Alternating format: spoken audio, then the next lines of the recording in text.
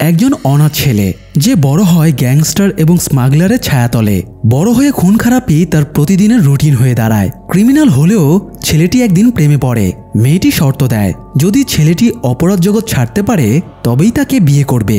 শেষ পর্যন্ত কি ছেলেটি অপরাধ জগৎকে ছাড়তে পারবে, নাকি অজানা কোনো বিপদ তাদের ভাগ্যরেখা পাল্টে দেবে?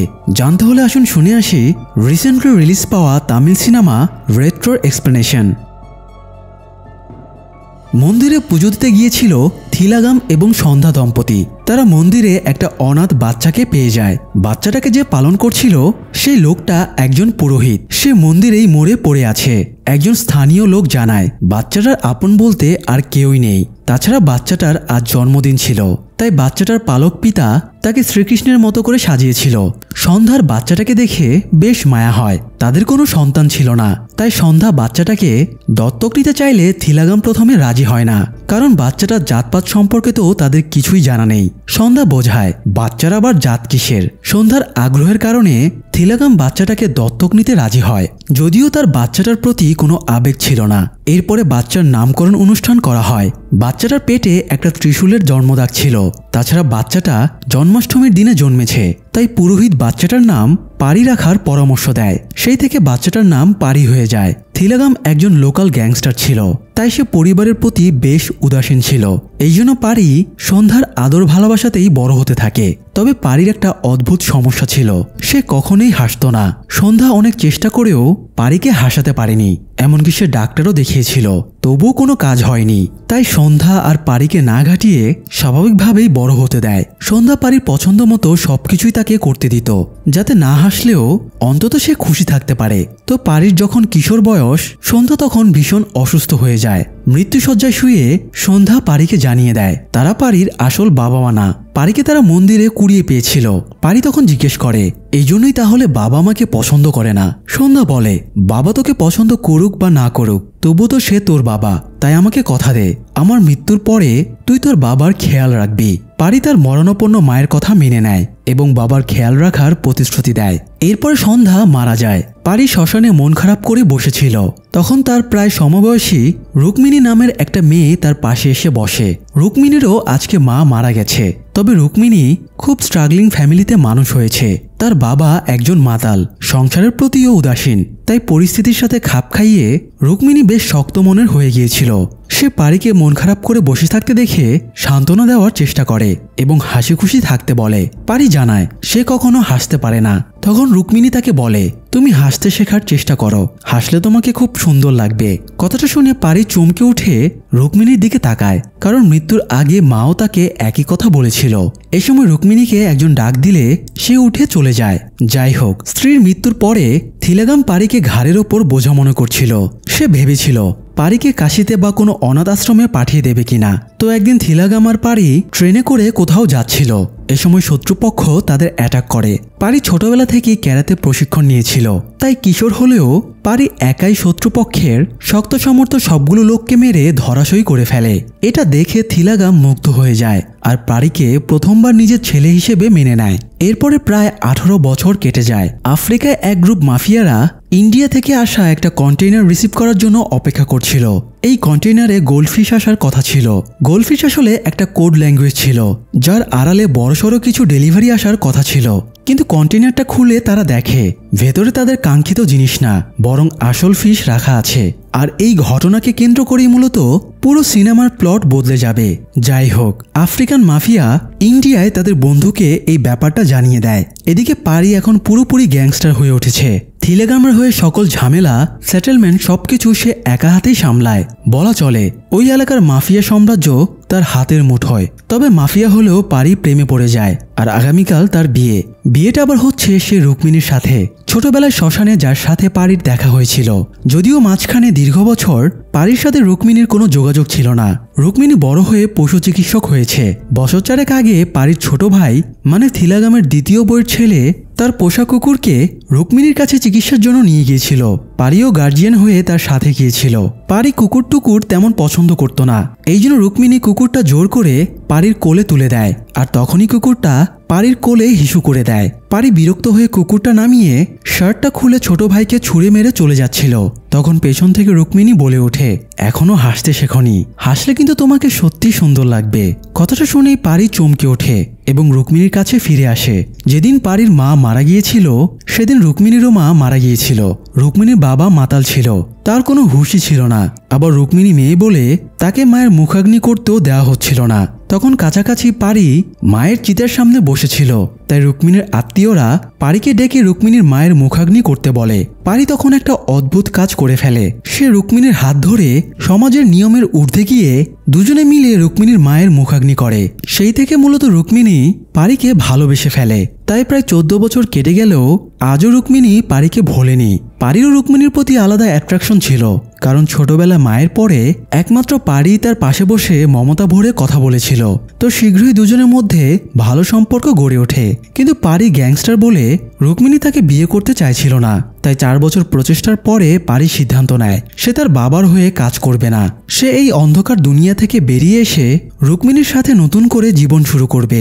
পারি সবকিছু ছেড়ে দেওয়ার প্রতিশ্রুতি দিলে এবার রুক্মিণীও তাকে বিয়ে করতে রাজি হয়। তো আগামীকাল তাদের বিয়ে।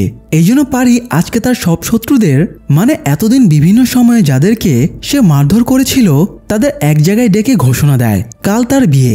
এই জন্য সে মাফিয়া জগৎ এবং এই শহর ছেড়ে দিয়ে দূরে চলে যাচ্ছে। তাই আজকের পর থেকে কেউ যেন তাকে বা তার বাবাকে বিরক্ত না করে। তো পরের দিন বিয়ের আয়োজন শুরু হয়ে যায়। থিলাগাম লোকজন নিয়ে এসে পারিকে বিয়ের জন্য শুভকামনা জানায়। পারির বিয়েতে থিলাগামও খুব খুশি ছিল। থিলাগাম নিজেই নাচ গান করে পুরো আসর মাতিয়ে রাখে। এরই মধ্যে সে খবর পায় আফ্রিকাতে গোল্ডফিশ পৌঁছায়নি। আফ্রিকায় গোল্ডফিশ পৌঁছানোর দায়িত্ব পারিকে দেওয়া হয়েছিল।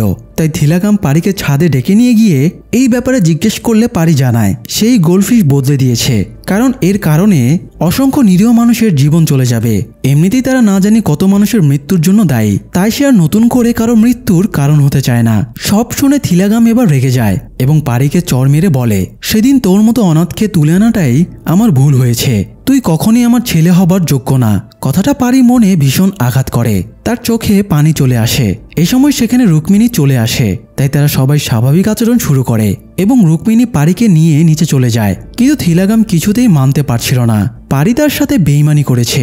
তাই সে দলবল এক জায়গায় করে পারিকে আটকে জিজ্ঞেস করে সে গোল্ডফিশ কোথায় রেখেছে। পারি বলে সে কাউকে গোল্ডফিশের লোকেশন দেবে না। এতে থিলাগাম খেপে যায় এবং তার লোকদের পারিকে মারার নির্দেশ দেয়।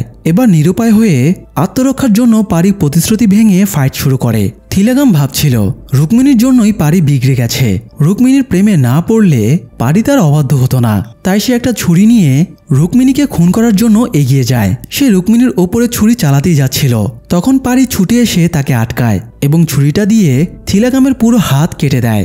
এটা দেখে রুক্মিণী একদম থ মেরে যায়। পারির ওপর থেকে তার বিশ্বাস ভরসা সব উঠে যায়। পারি তাকে এক্সপ্লেন করার চেষ্টা করে সে কেন অস্ত্র হাতে নিতে বাধ্য হয়েছে, কিন্তু রুক্মিণী তার কোনো কথা না শুনে বিয়েটা ভেঙে দেয়।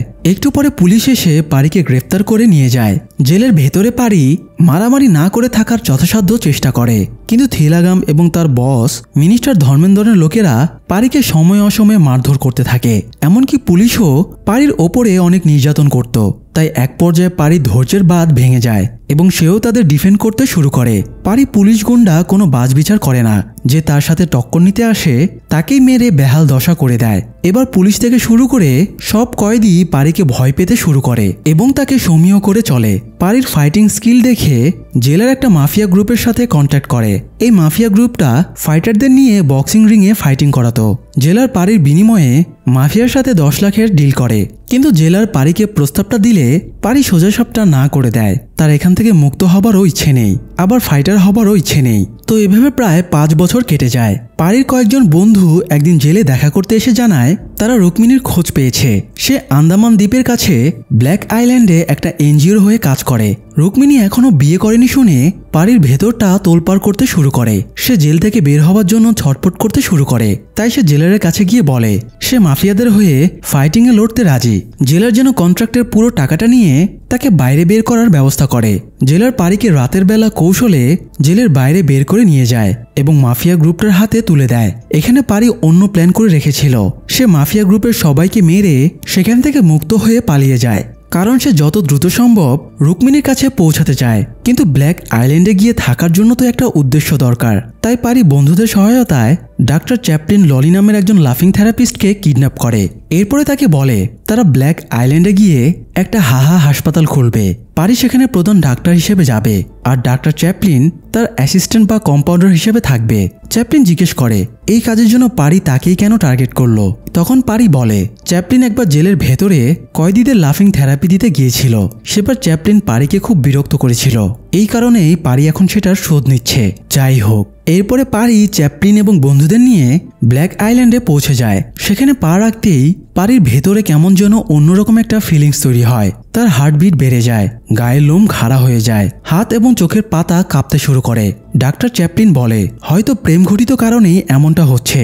তো হাসপাতালের উদ্বোধন করার পরে সব অধিবাসীদের সামনে পারি জোকার সেজে স্টেজে উঠে স্ট্যান্ড আপ কমেডি করার চেষ্টা করে। কিন্তু যে মানুষ হাসতে পারে না সে অন্যদের হাসানোর চেষ্টা করলে যেমন হজবরল ব্যাপার হয়ে যাবে, পারির ক্ষেত্রেও সেরকমই হয়। পারি ঠিকমতো জোকস বলতে পারছিল না।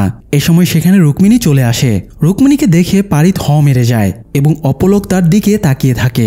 রুক্মিণীও পারিকে এখানে এই অবস্থায় দেখে ভীষণ অবাক হয়। রুক্মিণীর দিক ভ্রান্ত হয়ে সেখান থেকে চলে যায়। পারি ডাক্তার চ্যাপলিনকে হাসানো দায়িত্ব দিয়ে রুক্মিণীকে আড়াল থেকে ফলো করতে থাকে। চ্যাপলিন জোকস বলে পরিস্থিতিটা ভালোই সামাল দিয়ে ফেলে। সবাই চ্যাপলিনকে ঘুরে ঘুরে দেখছিল। তাই চ্যাপলিন জিজ্ঞেস করে তোমরা কি আগে কখনো জোকস শোনোনি? তখন একজন লোক বলে ওঠে এরা জোকস শুনেছে অনেকবার, কিন্তু হাসছে এই প্রথমবার। এদের জীবন দুঃখ এবং আতঙ্কের মাঝে কাটে, তাই তারা হাসতে ভুলে গেছে। আসলে এই ব্ল্যাক আইল্যান্ডটা শাসন করত মিরাসু নামের একজন রাজা। সে অত্যন্ত নিষ্ঠুর এবং নির্দয় একজন লোক। তার জন্য মানুষের মনে এক বিন্দুও আনন্দ নেই। মিরাসুর অত্যাচার নিপীড়নে এখানকার অধিবাসীদের জীবন নরকতুল্য হয়ে গেছে। যাই হোক, পারি একটা খরগোশের চিকিৎসার বাহানায় রুক্মিণীর চেম্বারে যায় এবং তাকে বোঝানোর চেষ্টা করে সে এখন ভালো হয়ে গেছে। এমনকি সে লাফিং থেরাপিস্টের সার্টিফিকেটও দেখায়। কিন্তু রুক্মিণী তাকে একসেপ্ট না করে বের করে দেয় আর বেরিয়ে যাবার আগে বলে তুমি আমাকে অনেক কাঁদিয়েছ, এখন অন্তত এই দ্বীপের মানুষগুলোকে একটু হাসাও। পারি রুক্মিণীর কথা রাখতে মানুষকে অনেক হাসানোর চেষ্টা করে, কিন্তু যে নিজে হাসতে পারে না সে অন্যদের কিভাবে হাসাবে। পারি আয়নার সামনে দাঁড়িয়ে নিজেকে হাসানোর অনেক প্র্যাকটিস করে, তবুও সে হাসতে পারে না। আবার এখানে রুক্মিণীর কারণে তার রাগও কন্ট্রোল করে চলতো। কেউ তাকে মারলে, অপমান করলে, কেউ রুক্মিণীকে বাজে কথা বললেও তাকে চুপ করে থাকতে হতো। আর সেই রাগ বাড়ি ফিরে দেয়ালের উপরে তুলত। এমনকি দেয়ালে ঘুষি মারতে মারতে সে দেয়ালও ভেঙে ফেলে। একদিন ভাঙা দেয়াল দিয়ে সে তাকিয়ে একটা হরিণ দেখতে পায়। পরের দিন সকালে আবার সেই হরিণটাকে গুলি লাগা অবস্থায় পাওয়া যায়। সেখানে পুলিশ এবং দ্বীপবাসীও ছিল আর রুক্মিণী হরিণটার পেট থেকে গুলিটা বের করছিল। রুক্মিণী গুলি বের করে রাগ করে পুলিশকে বলে এখানে সবাই জানে হরিণটাকে কে মেরেছে, তবুও তার বিরুদ্ধে কেন ব্যবস্থা নেওয়া হয় না।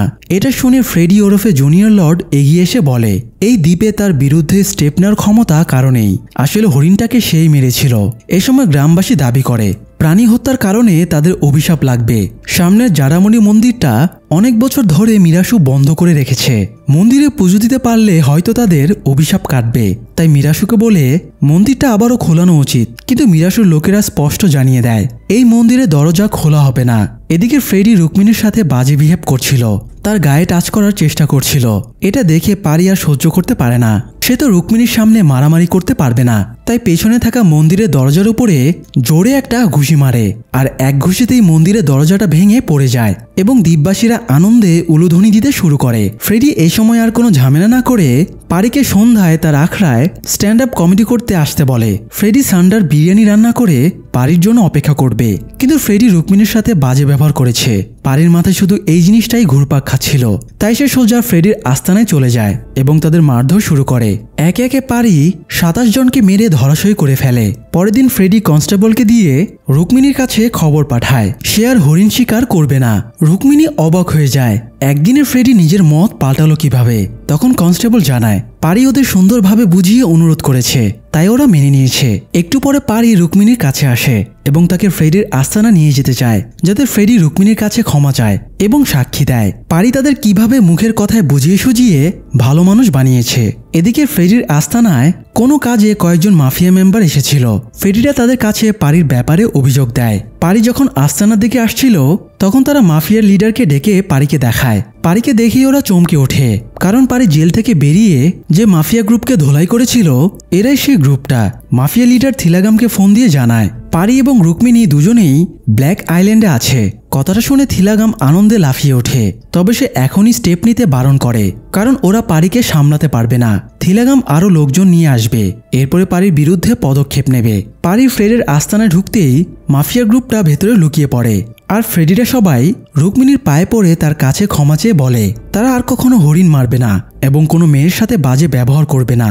রুক্মিণী এদের পরিবর্তন দেখে খুবই খুশি হয় এবং পারির ওপর থেকেও তার রাগ চলে যায়। তারপরে দুজনে সেখান থেকে চলে যায়, আর মাফিয়া গ্রুপটা তাদের বস কিং মাইকেলের কাছে যায়। এই কিং মাইকেল হলো রাজা মিরাসুর ছেলে। সেও বাবার মতোই হারামি, অত্যাচার নিপীড়ন তার রক্তে মিশে আছে।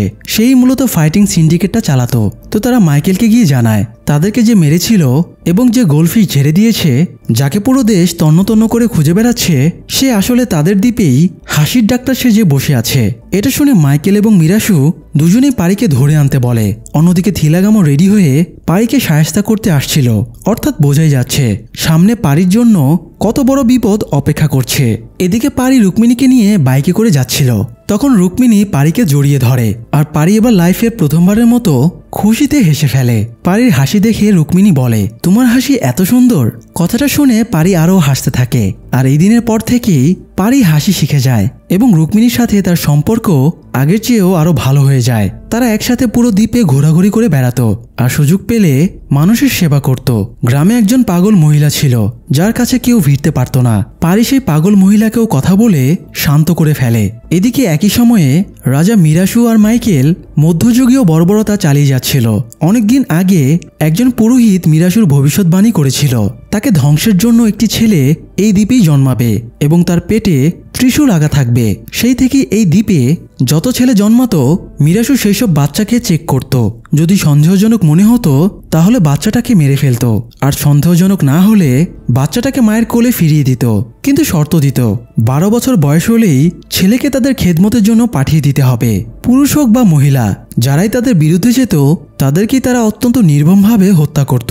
তারা এমনভাবে পুরো দ্বীপটা কবজা করে রেখেছিল কেউ তাদের বিরুদ্ধে টু শব্দটাও করতে পারত না। তো একদিন পারি দ্বীপবাসীর সামনে স্টেজে দাঁড়িয়ে স্ট্যান্ড আপ কমেডি করছিল, তখন সেখানে মাইকেল দলবল নিয়ে চলে আসে। মাইকেলকে স্টেজে দেখা মাত্রই দ্বীপবাসীরা ভয়ে আতঙ্কে থরথর করে কাঁপতে শুরু করে। মাইকেল প্রথমেই পারিকে বলতে বাধ্য করে সে জেল থেকে ছাড়া পেয়ে কিভাবে এখানে এসেছিল। তখন পারি জানিয়ে দেয় সে কিভাবে জেল থেকে বের হয়েছিল, কিভাবে মাফিয়া গ্রুপকে মেরে ডাক্তার চ্যাপলিনকে কিডন্যাপ করে এখানে ফেক ডাক্তার সেজে এসেছিল। সবটা শুনে আবারও রুক্মিণীর মনটা ভেঙে যায়। সে ভেবেছিল পারি ভালো হয়ে গেছে, সে আর মারপিট করবে না, কিন্তু পারি তাকে আবারও মিথ্যা বলে ঠকিয়েছে। এটা রুক্মিণী মানতে পারছিল না। সে হতাশ হয়ে মাথায় হাত দিয়ে বসে পড়ে। পারি তাকে বোঝানোর চেষ্টা করলে রুক্মিণী তার হাতটা সরিয়ে দিয়ে উঠে চলে যায়। তখন পারি তাকে আটকাতে গেলে তার সামনে মাইকেলের লোকেরা চলে আসে। পারির এবার এতদিনের ধৈর্যের বাঁধ ভেঙে যায় আর সবাইকে বেধড়ক মারতে থাকে। একজনকে পারি মারতে মারতে প্রায় মেরেই ফেলেছিল। এটা দেখে রুক্মিণী এগিয়ে এসে পারিকে চড় মেরে সরিয়ে দেয় আর বলে পারি যেন আর কখনো তার মুখ না দেখায়, সে পারিকে চায় না। এই বলে রুক্মিণী চলে যায়। পারি সব হারিয়ে নিঃসঙ্গ মানুষের মতো হতাশ হয়ে বসে পড়ে। তখন মাইকেল সুযোগ বুঝে পারিকে তার ফাইটিং স্কোয়াডে জয়েন করতে বলে। পারির মাথায় রাগ উঠেছিল, সে সবকিছু ভেঙে চুরে তছনছ করে ফেলতে চাইছিল, তাই সে মাইকেলের প্রস্তাবে রাজি হয়ে যায়। পরের দিন পারিকে বক্সিং স্টেজে নামিয়ে দেওয়া হয়। লাল এবং কালো দুটো টিমের মাঝে ফাইট হচ্ছিল, আর প্রতি টিমে 30 জন করে ফাইটার ছিল। তবে পারি বলে এই কয়জনকে মোকাবেলা করার জন্য সে একাই যথেষ্ট। এই বলে 30 জন ব্ল্যাক ফাইটারদের সাথে সে একাই ফাইট করে এবং সবাইকে মেরে ধরাশয়ী করে ফেলে। ফাইট শেষে মাইকেল পারিকে প্রতিপক্ষ দলের সবচেয়ে দুর্বল ফাইটারকে মেরে ফেলতে বলে। তবে পারি জানায় সে কাউকে খুন করতে পারবে না। পারি খুন না করলেও মাইকেল একজন দুর্বল ফাইটারকে মেরে ফেলে। এটা দেখে বাকি ফাইটারদের ভেতরে হাহাকার শুরু হয়। আসলে এরা নিজ ইচ্ছায় ফাইট করতে আসেনি, বরং মাইকেল তাদের জোর করে ফাইট করতে বাধ্য করেছে। মাইকেলের এই ফাইটের ওপরে বিদেশিরা মোটা অঙ্কের টাকা বাজিয়ে লাগায়, আর এর থেকে মাইকেল 2 হাতে টাকা কামায়। যাই হোক, পারি নিজের রুমে গিয়ে রেস্ট নিচ্ছিল। তখন মাইকেল তাকে ডেকে পাঠায় এবং বলে তার বাবা থিলাগাম এসেছিল আর সে রুক্মিণীকে তুলে নিয়ে গেছে। পারি যদি গোল্ডফিশ কোথায় লুকিয়ে রেখেছে সেটা জানায়, তবেই সে রুক্মিণীকে ফিরিয়ে দেবে। পারি তখনই কোনো রিয়াকশন দেখায় না। সে পরের দিন সোজা থিলাগামের কাছে চলে যায় এবং একদম বিপরীতমুখী আচরণ করে, মানে জোকার বা কমেডিয়ানের মতো আচরণ করে আর কি। থিলাগাম বিরক্ত হয়ে পারিকে একটা চড় মারলে পারি নিথর হয়ে পড়ে যায়। সবাই বিচলিত হয়ে পড়ে ও আবার মরে টরে গেল নাকি, কারণ শুধু ওই গোল্ডফিশের ট্রেস জানতো। কিন্তু একটু পরেই পারি লাফিয়ে উঠে বলে সে মরে যাওয়ার অ্যাক্টিং করছিল। তারপরে পারি তার আসল রূপে আসে। সে কৌশলে থিলাগামের আপন ছেলেকে কিডন্যাপ করিয়ে নেয়। তারপরে উল্টো থিলাগামকে নির্দেশ দেয় সে যেন সহি সালামতে রুক্মিণীকে যেতে দেয়। থিলাগাম তার একমাত্র ছেলেকে বাঁচানোর জন্য পারির কথা মেনে নেয় এবং পারি কোনো রকম মারামারি কাটাকাটি ছাড়াই রুক্মিণীকে মুক্ত করে। কিন্তু তবুও রুক্মিণী পারির দিক থেকে মুখ ঘুরিয়ে চলে যায়। এতে পারি আবারও আপসেট হয়ে যায় এবং রুক্মিণীর সামনেই ফ্রেডিকে মেরে মাথা ফাটিয়ে দেয়। এসব দেখে রুক্মিণী পারিকে আরো ঘেন্না করে চলে যায়। পারি রাতের বেলা দুঃখ কষ্টে মদ খেতে খেতে সমুদ্রের পাশ দিয়ে যাচ্ছিল। তখন একদল দ্বীপবাসী তার ওপরে অ্যাটাক করে, কারণ গতদিনে ফাইটে পারি তাদের লোকদের অমানুষের মতো করে মেরেছিল। তো নিজেকে বাঁচানোর জন্য পারিও এবার ফাইট ব্যাক করে এবং নিজের জামা খুলে ফেলে। তখনই লোকগুলো পারির পেটের ত্রিশূলের জন্মদাগটা দেখে থমকে যায় এবং পারিকে উদ্দেশ্য করে প্রভু আমাদের রক্ষাকর্তা বলে সম্বোধন করতে থাকে। পারি এসব দেখে কনফিউজড হয়ে যায়, তারা তাকে এভাবে কেন ট্রিট করছে। পরের দিন সকালে পরিস্থিতি ঠান্ডা হলে তারা পারিকে জানায় তারা প্রজন্মের পর প্রজন্ম বহু বছর ধরে অল্প অল্প করে টাকা জমিয়ে প্রায় ৩৫ বছর আগে একটা সোনার ত্রিশূল বানিয়েছিল। তারা ত্রিশূলটা জাডামণি মন্দিরে স্থাপন করতে চেয়েছিল। যেহেতু মিরাসু এখানকার রাজা, তাই তারা মিরাসুকে ত্রিশূল স্থাপনের দায়িত্ব দেয়। কিন্তু ত্রিশূল স্থাপনের দিনে হঠাৎ ভগবান জাডামণি পুরোহিতের ওপরে ভর করেন এবং জানান তিনি মিরাসুর রক্তে রঞ্জিত হাত থেকে ত্রিশূল গ্রহণ করবেন না। তিনি আরও জানান অষ্টমীর দিনে একটি ছেলে শিশু জন্মাবে যার পেটে ত্রিশূলের জন্মদাগ থাকবে। সে ছেলেটি বড় হয়ে মিরাসুর সাম্রাজ্য ধ্বংস করে দেবে, আর সেই ছেলেটির হাত থেকেই তিনি ত্রিশূল গ্রহণ করবেন। এটা শোনার পরে মিরাসুর ক্রোধে ফেটে পড়ে। সে পুরোহিতের জিহ্বা কেটে দেয় আর ঘোষণা দেয় আজকের পর থেকে এই আইল্যান্ডে অষ্টমীর দিনে যত ছেলে শিশু জন্মাবে পেটে ত্রিশূলের দাগ থাকুক বা না থাকুক সব বাচ্চাকে মেরে ফেলা হবে। সেই সাথে মিরাসু মন্দিরটা বন্ধ করে দেয় এবং ত্রিশূলটাও নিজের কাছে রেখে দেয়। এরপর থেকে অষ্টমীর দিনে জন্মানো বাচ্চাদেরকে সে কুমিরের খাঁচার ভেতরে ফেলে দিয়ে কুমিরকে দিয়ে খাইয়ে দিত। আবার অন্যান্য সময় জন্মানো বাচ্চাদেরও সে আগে পর্যবেক্ষণ করত। সন্দেহজনক মনে না হলে সে বাচ্চাটাকে মায়ের কোলে ফিরিয়ে দিত এবং একটা অ্যাপ্রুভাল স্ট্যাম্প মেরে দিয়ে বলতো 12 বছর বয়স হলেই যেন বাচ্চাটাকে তার খামারে কাজে পাঠিয়ে দেয়। এছাড়া সে গ্রামের পুরুষদের পরিবারের কাছ থেকে দূরে রাখত।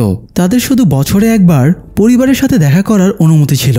এভাবে মিরাসুর অত্যাচার চলছিলই। প্রায় বছর দুয়েক পরে পাশুপতি এবং লক্ষ্মী দম্পতির ঘরে অষ্টমীর দিনে যমজ বাচ্চা জন্মায়। যমজ বাচ্চার একজনের পেটে ত্রিশূলের জন্মদাগ ছিল। তারা দ্রুত বাচ্চাটাকে জঙ্গলের ভেতরে লুকিয়ে রেখে আসে।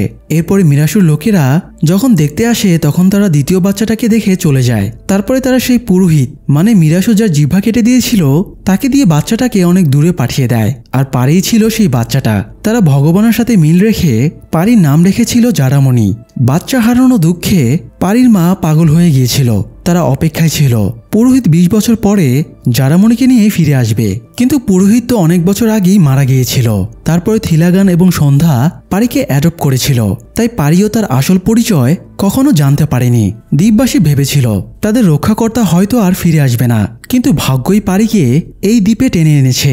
আজ পারিকে পেয়ে লোকগুলো আবারও আশায় বুক বেঁধেছে। এবার হয়তো তারা মিরাসু এবং মাইকেলের অত্যাচার থেকে রক্ষা পাবে। পারি এবার বুঝতে পারে জন্মের পর থেকে কেন সে হাসতে পারত না, কারণ তার শরীরেই তো এই সম্প্রদায়ের ডিএনএ আছে। তাই এদের মতোই ন্যাচারাল কারণে পারি এত বছর হাসতে পারেনি। এছাড়া পারি এটাও বুঝতে পারে কেন এখানে প্রথম পা রাখার পরে তার অদ্ভুত ফিলিংস হয়েছিল এবং কেনই বা তার হাত থেকেই 35 বছর ধরে বন্ধ থাকা মন্দিরের দরজা খুলেছিল। আসলে সবকিছুই তার ভাগ্যের সাথেই জুড়ে ছিল। একটু পরে পারির সাথে এবার তার আসল বাবার দেখা হয়। দীর্ঘ বছর পরে বাবা ছেলে একে অপরকে জড়িয়ে ধরে। অবশ্য পারি এই দ্বীপে আসার পরে তার মায়ের সাথেও দেখা হয়েছিল, কিন্তু সে তো আর নিজের পরিচয় জানত না, তাই নিজের মাকে সে পাগল হিসেবে চিনেছিল। যাই হোক, এদিকে গোল্ডফিশ উদ্ধার করতে ব্যর্থ হওয়ায় থিলাগামের বস মিনিস্টার ধর্মেন্দ্রন রেগে যায়। থিলাগাম ধর্মেন্দ্রনের সামনে বসে কান্না শুরু করে, তাই ধর্মেন্দ্রন তাকে আরেকটা সুযোগ দিয়ে বলে তার যত লোক লাগে ধর্মেন্দ্রন দেবে। থিলাগাম যেন ওই আইল্যান্ডকে মানচিত্র থেকে মুছে দেয়। অন্যদিকে পারি তার সম্প্রদায়ের লোকদের নিয়ে যুদ্ধের প্রস্তুতি নিচ্ছিল। কয়েকদিন পরে পারি আবারও ফাইটিং স্টেজে ফিরে আসে। আজকেও আগেরবারের মতো রেড এবং ব্ল্যাক দুটো টিমে ভাগ করা হয়েছিল। ব্ল্যাক টিমে পারির সম্প্রদায়ের লোকেরা ছিল, তাই ফাইট শুরুর আগে পারি বলে গতদিন সে ব্ল্যাক টিমের ফাইটারদের মেরেছিল, তাই আজকে সে ব্ল্যাক টিমের হয়ে একাই রেড টিমের বিপক্ষে লড়াই করবে। ফাইটটা ইন্টারেস্টিং হবে ভেবে মাইকেল খুব উৎসাহের সাথে রাজি হয়ে যায় এবং অনুমতি দেয়। এরপরে পারি একাই রেড টিমের সবাইকে মেরে কুপোকাত করে দেয়। আনন্দে মাইকেল পারির দিকে তরবারি ছুড়ে দিয়ে নিয়ম অনুযায়ী সবচেয়ে দুর্বল ফাইটারকে মেরে ফেলতে বলে। পারি বলে গতদিন তার মুড খারাপ ছিল বলে দুর্বল ফাইটারকে মারেনি, তবে আজ তার মুড ভালো আছে। আজকে সে একসাথে দুজন দুর্বল ফাইটারকে মারবে। তার একজন হলো মাইকেল আর আরেকজন হলো মাইকেলের বাপ মিরাসু। এটা শুনে বাপ ছেলে দুজনেই চমকে ওঠে। মাইকেল বিরক্ত হয়ে বলে তোর মাথাটা খারাপ হয়ে গেছে নাকি? পারি বলে তার মাথা একদম ঠিক আছে। সে এতদিন নিজের পরিচয় জানতো না বলে চুপ ছিল, কিন্তু আজ সে নিজের পরিচয় জানতে পেরেছে। এই বলে পারি নিজের ড্রেস খুলে পেটে ত্রিশূলের জন্মদাগটা দেখিয়ে বলে আমি সেই ছেলেটি যার ব্যাপারে ভবিষ্যৎবাণী করা হয়েছিল। আমি তোদের সাম্রাজ্যকে ধ্বংস করে দেব।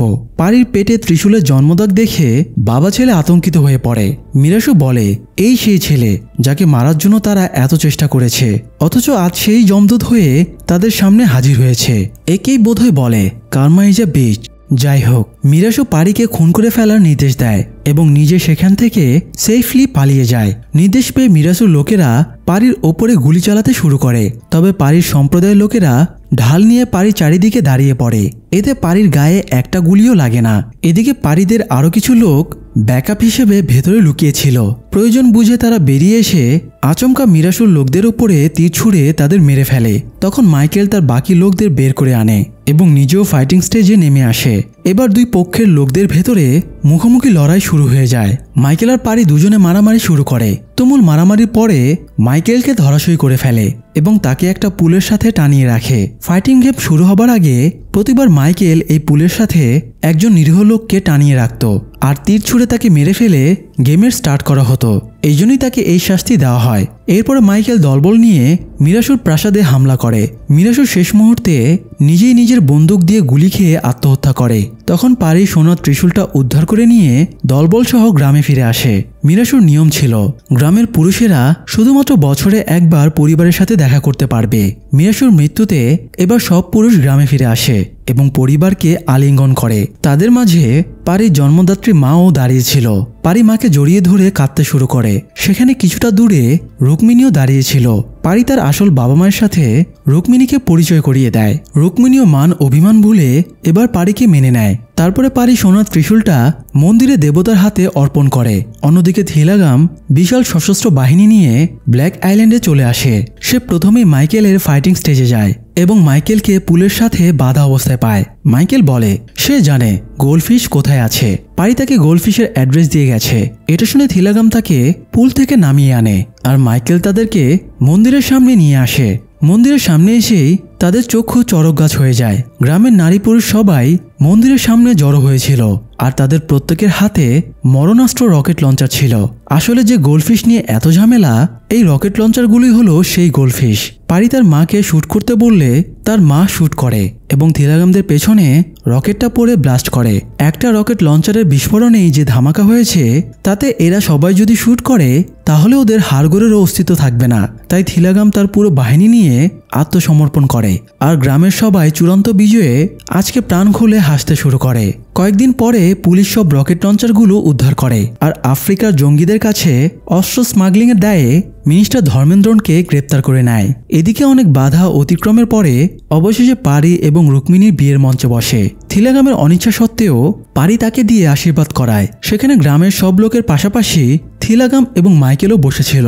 এ সময় পারি বলে সবচেয়ে মজার জোকসটা এখনো বলা বাকি আছে। সে এবং ডাক্তার চ্যাপলিন জানায় গতরাতে তারা যতগুলো রকেট লঞ্চার নিয়ে দাঁড়িয়েছিল তার মধ্যে শুধুমাত্র পারির মায়ের হাতের রকেট লঞ্চারটাই ভালো ছিল। বাকি সবগুলো রকেট লঞ্চার নষ্ট, সেগুলো কোনো কাজই করে না। এটা শুনে মাইকেল আর থিলাগান দুজনেই বেকুব হয়ে যায়। মাইকেল বেকুবের মতো হাসতে শুরু করে। তার রেশ ধরে গ্রামের বাকি লোকেরাও হাসতে শুরু করে। এবার থিলাগানও আর রাগ পুষে রাখতে পারে না, সেও হেসে ফেলে। আর এই হাসি খুশি সুন্দর পরিবেশে পারি রুক্মিণীকে মঙ্গলসূত্র পরিয়ে বিয়েটা সম্পন্ন করে। সেই সাথে সিনেমাটাও এখানেই শেষ হয়ে যায়। দর্শক, অত্যাচারী যতই শক্তিশালী হোক তার ধ্বংস অনিবার্য। দুর্বলকে নিপীড়ন করলে তাকে ক্ষমতাবান বলে না, বরং ক্ষমতাবান সেই যে মানুষকে বিপদ থেকে উদ্ধার করতে পারে। তাই আসুন কাঁধে কাঁধ মিলিয়ে অত্যাচারীকে রুখে দেই এবং একে অপরের পাশে দাঁড়িয়ে নিজেদের ভ্রাতৃত্বকে দৃঢ় করে তুলি। তাহলে আর কোনো অত্যাচারী আমাদের শোষণ করতে পারবে না। আজ এ পর্যন্তই, দেখা হবে পরের আয়োজনে। সবাই ভালো থাকুন, ধন্যবাদ।